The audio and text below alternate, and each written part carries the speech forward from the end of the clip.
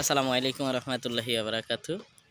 তো আজকে হচ্ছে অনেক দিন ধরে 2-3 দিন ভিডিও দেওয়া হয় না, যে নতুন খামারটা করতেছি সেইটার ভিডিও দেওয়া হয় না। কাজ কিন্তু আসলে থেমে নাই, তবে পানি উঠে যাওয়ার কারণে কাজটা আগের তুলনায় এখন একটু মানে ধীর গতিতে হচ্ছে। কারণটা হচ্ছে আপনার চলাচলে বিভিন্ন ধরনের সমস্যা হয়, এই কারণে। কিন্তু তো আজকে আপনাদেরকে একটু মানে কাজের কতটা আগাইতে পারছি সেইটা আপনাদের সাথে একটু শেয়ার করবো, এই জন্য আসলে মূলত ভিডিওটা করা। তো অলরেডি আমি বলেছিলাম যে এইখানে হচ্ছে আমাদের টোটাল 80টা পিলারের মতো, 80টাই পিলার আছে এখানে। একদম 80টা পিলার থাকা সত্ত্বে আমরা প্রথমে ওই যে ছোট পিলারগুলো দেখতেছেন, ওইগুলো একদম ফার্স্ট টাইমে আর কি এই জায়গায় ঢুকাইছিলাম, গাড়ছিলাম। তো বাদ বাকি যেই মাথার উপরে জোড়ানো হচ্ছে, এর মাথায় জোড়ানো হচ্ছে, এইটা হচ্ছে মূলত আপনার ফ্লোর পর্যন্ত রাখা হয়েছে।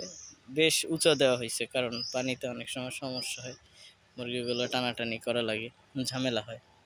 তো পরিকল্পনা এমনভাবে করা হয়েছে যাতে অনেক পানি আসলে তারপরে হয়তো বা একটু সমস্যা হতে পারে, কিন্তু স্বাভাবিক যে পানি টানি হবে বা বন্যা টন্যা স্বাভাবিক হইলে আপনার সেই ধরনের সমস্যা হবে না।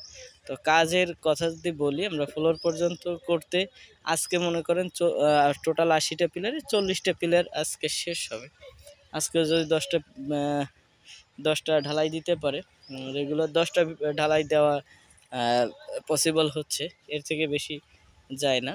এখানে 4জন লোক আছে, তারা কাজ করতেছে। 4জনে 10টা পিলারই ঢালাই দিতে পারে রেগুলার, তাতে অনেক কষ্ট হয়। ঠিক আছে, তো আশা করি আপনারা বুঝতে পারছেন। আর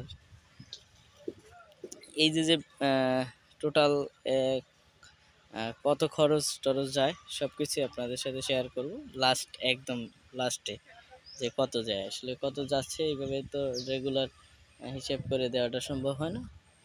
লাস্ট আপনাদেরকে জানিয়ে দেব। আর এটা হচ্ছে 114 ফিট লম্বা এই ঘরটা।